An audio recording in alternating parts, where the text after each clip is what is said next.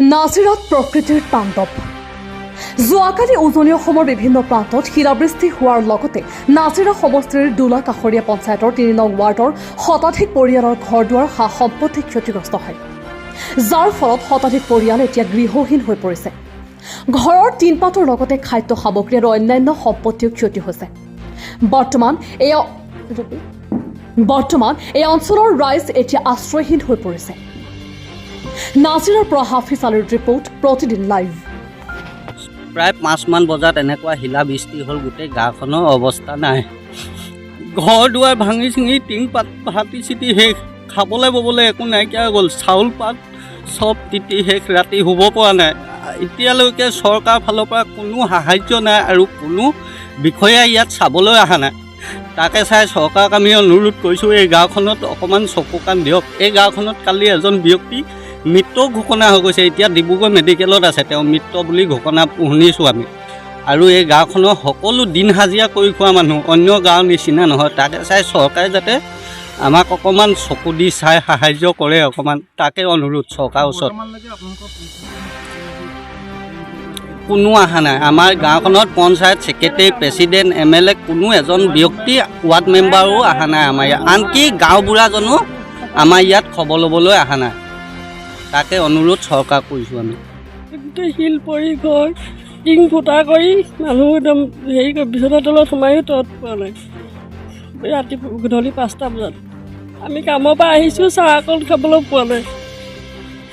গোটেই গধূলি 5টা বজাত আমি অসুস্থ মানুহ তেনেকৈ দিন হাজিৰা কৰি খাই আছোঁ।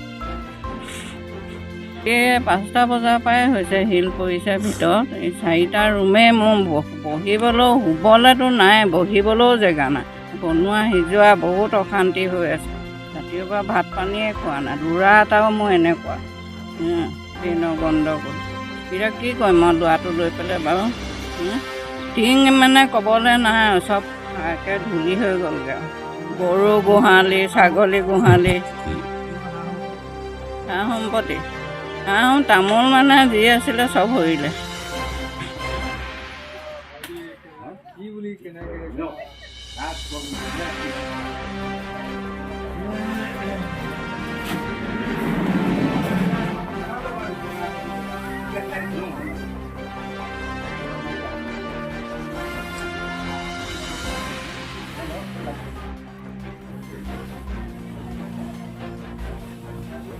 অকণ বেছি হ'লে ভিতৰখন নেগেলিলে মানে অকণ তাৰ কাৰণে নেগেলিলে ভিতৰখন অৱস্থা নাই।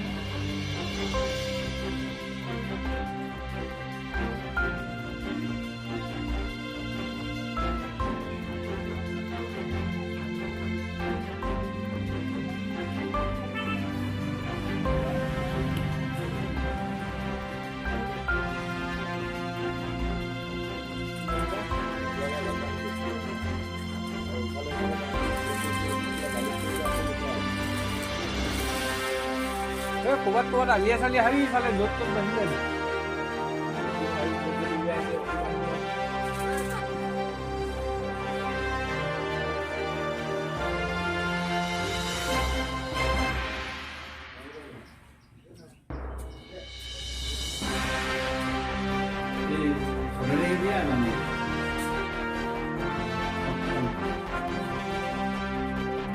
ছোৱালীজনী আজি বিজনেছ আছিলে চব